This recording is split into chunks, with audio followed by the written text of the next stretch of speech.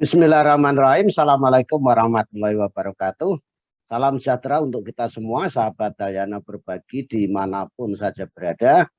Jumpa lagi kita melalui channel Dayana Berbagi ini untuk kembali melanjutkan membahas terkait dengan tanya jawab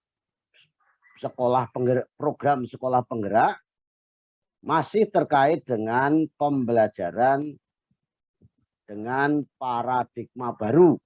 Ya.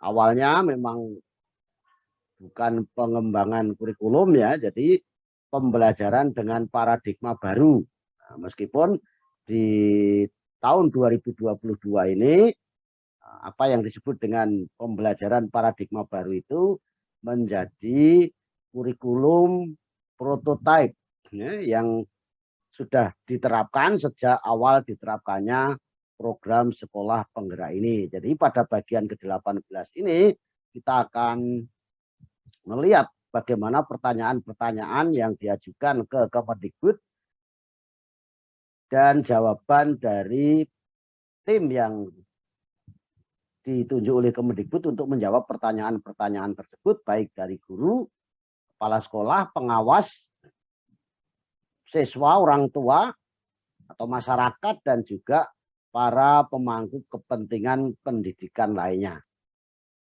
Nah, kita akan bahas di bagian 18 ini pertanyaan nomor 109 sampai 115. Bagaimana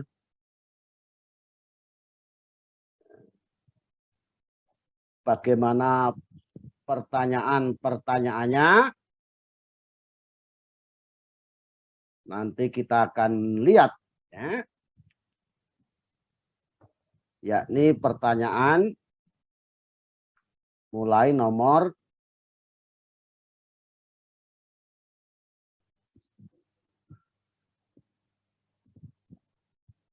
109 ya. Oke, ya.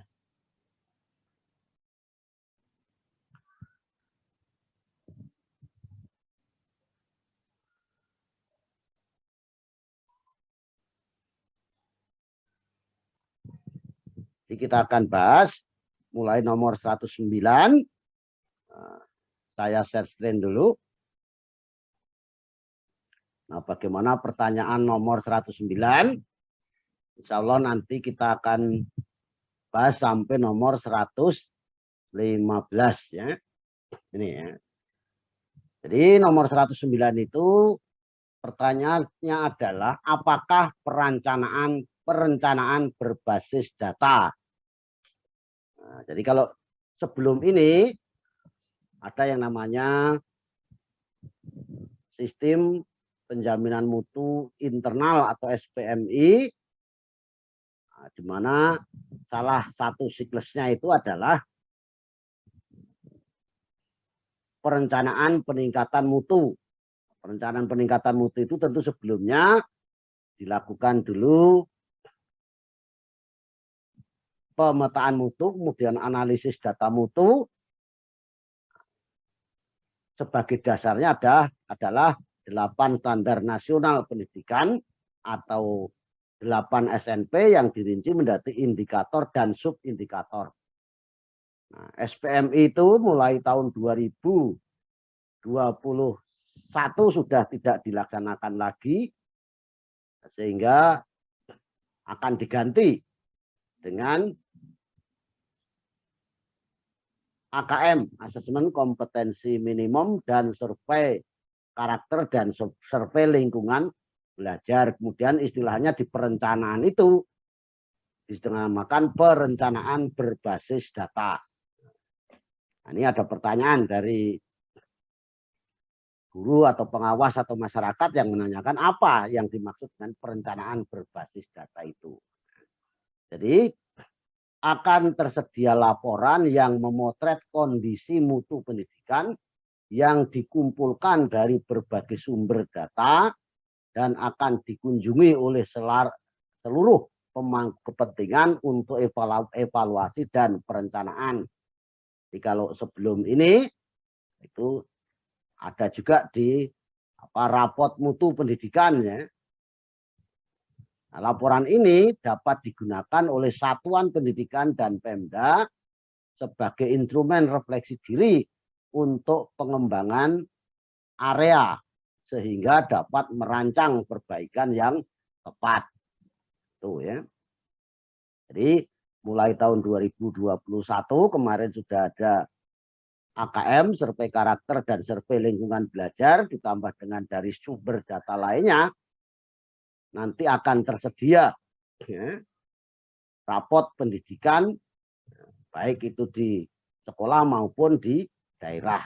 Meskipun sebelumnya juga ada rapot pendidik rapot mutu itu ada jenjang per sekolah, kemudian dinas daerah, kabupaten, kota, provinsi dan nasional ya. Dan itu melibatkan seluruh sekolah. Nah, kalau AKM kemarin hanya juga melibatkan seluruh sekolah meskipun juga sampel ya. Itu sama ya, siapa yang SPMI atau pemetaan pendidikan juga sampel ya. Tapi juga melibatkan seluruh sekolah. Nah, kemudian nah ini apakah pembelajaran dengan paradigma baru? Pembelajaran dengan paradigma baru adalah pembelajaran intrakurikuler yang terdiferensiasi, di mana konten akan lebih optimal agar siswa memiliki cukup waktu untuk mendalami konsep dan memperkuat kompetensi.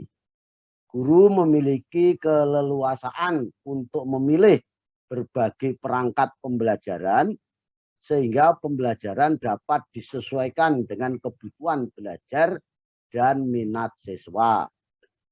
Proyek kokurikuler lintas mata pelajaran yang berfokus pada pengembangan karakter dan kompetensi umum. Jadi di dalam pembelajaran paradigma baru ada pembelajaran intrakurikuler, juga ada proyek kokurikuler ya. Apakah di kurikulum 2013 tidak ada? Ya ada juga ya. Cuma istilah terdiferensiasi ini yang belum ya. Kemudian berdasarkan permasalahan pendidikan yang terjadi, mengapa pembelajaran yang perlu disesuaikan? Ini jawabannya. Untuk meningkatkan mutu pendidikan secara menyeluruh, memang perlu penyesuaian kebijakan dan praktek pembelajaran di tingkat pendidikan, di tingkat satuan pendidikan, dengan menyiapkan ekosistem sekolah untuk meningkatkan kualitas pembelajarannya. Apakah pembelajaran dengan paradigma baru merupakan satu-satunya intervensi di sekolah? Dalam program sekolah penggerak dan SMK dengan pusat keunggulan, implementasi pembelajaran dengan paradigma baru hanya salah satu intervensinya. Intervensi yang lain adalah pendampingan konsultatif dan asimetris kepada pemerintah daerah, ada pelatihan dan pendampingan kepala sekolah dan guru, ada perencanaan berbasis data dan digitalisasi sekolah. Jadi pembelajaran dengan paradigma baru ini bukanlah satu-satunya intervensi di sekolah, tapi banyak intervensi yang lain. Di antaranya adalah pendampingan konsultatif dan asimetris kepada pemerintah daerah, pelatihan dan pendampingan kepala sekolah dan guru, perencanaan berbasis data, dan digitalisasi sekolah. Nomor 113, apakah sekolah yang belum menjadi sekolah penggerak boleh mengimplementasikan pembelajaran paradigma baru secara mandiri? Nah, ini sekolah yang belum menjadi sekolah penggerak belum dapat mengimplementasikan pembelajaran dengan paradigma baru. Perlu menunggu sampai pembelajaran paradigma baru ini diimplementasikan untuk sekolah non sekolah penggerak. Insya Allah nanti akan dilaksanakan di tahun ajaran 2022-2023. Ya, jadi untuk tahun 2021-2022 ini belum diperkenankan melaksanakan secara mandiri. Kecuali yang memang ditunjuk sebagai sekolah penggerak bagi jenjang PAUD, SD, SMP, SMA, SLB, dan untuk SMK bukan sekolah penggerak, tapi istilahnya adalah sekolah dengan pusat keunggulan. Nah, mengapa sekolah yang belum menjadi sekolah penggerak belum boleh mengimplementasikan pembelajaran dengan paradigma baru? Ini jawabannya, pada tahun ajaran 2021-2022, pembelajaran paradigma baru ini diimplementasikan terbatas di sekolah penggerak. Tujuannya untuk menyatukan proses implementasi, mendapatkan umpan balik, serta mengidentifikasi penyesuaian pembelajaran paradigma baru tersebut sebelum diimplementasikan lebih luas.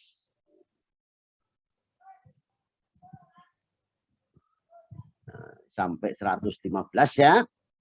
Ini 100. Nah, sekarang nomor 115 pertanyaannya, apakah profil pelajar Pancasila hanya berlaku untuk pembelajaran paradigma baru atau berlaku juga pada sekolah yang menerapkan kurikulum 2013?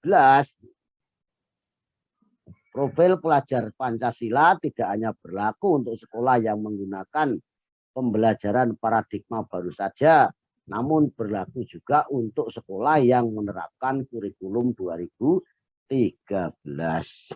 Jadi jelas ya, jadi profil pelajar Pancasila ini berlaku untuk semuanya, baik sekolah penggerak maupun non sekolah penggerak, baik yang melaksanakan kurikulum paradigma baru atau pembelajaran dengan paradigma baru atau kurikulum prototipe, maupun yang masih menggunakan kurikulum 2013, baik yang secara utuh maupun yang disederhanakan. Nah, kiranya untuk bagian ke-18 sesuai dengan rencana kita bahas pertanyaan nomor 109 sampai 115. Mudah-mudahan ini bermanfaat. Mohon maaf kalau ada kekhilafan dan kesalahan. Insya Allah pertanyaan selanjutnya 116 dan seterusnya akan kita bahas pada bagian ke-19 dan seterusnya. Saya akhiri, bila taufik wal hidayah. Assalamualaikum warahmatullahi wabarakatuh. Salam sejahtera untuk kita semuanya dan terima kasih.